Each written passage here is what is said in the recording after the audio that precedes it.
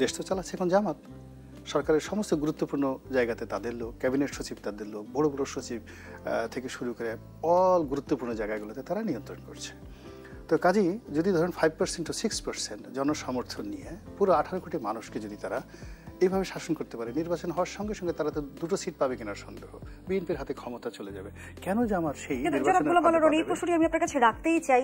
আমরা অনেকদিন ধরেই শুনছি যে সরকারের ভেতর আরেকটি সরকার রয়েছে, সেই ভেতরের সরকারের নিয়ন্ত্রণ কি জামায়াতের হাতে কিনা, আমি সেই বিষয়টা আপনার কাছে বুঝতে চাই। জামাত ইতিহাসের সবচেয়ে সুবিধাজনক অবস্থানে রয়েছে। একটা সরকার এবং একটা রাষ্ট্রের নিয়ন্ত্রণ নেওয়ার জন্য বিশাল কর্মী বাহিনী দরকার, সেটা বিএনপির আছে আর আওয়ামী লীগের আছে।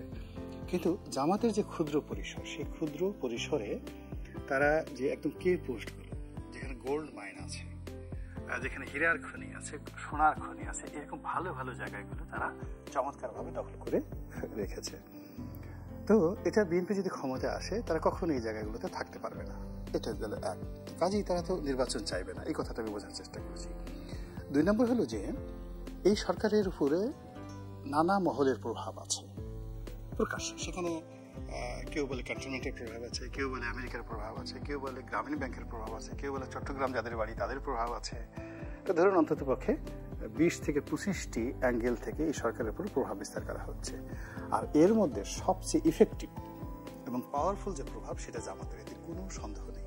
এই সরকারের উপর বিএনপির প্রভাব আছে, কিন্তু নিঃসন্দেহে বিএনপির চাইতে জামাতের প্রভাব এই সরকারের উপর বেশি। নাম্বার 2 হলো যে এই সরকারের এবং রাষ্ট্রের সবচেয়ে কে পোস্ট, গুরুত্বপূর্ণ পোস্টগুলো, সেই পোস্টগুলো জামাতের লোক দ্বারা বা জামাত মাইন্ডেড লোক দ্বারা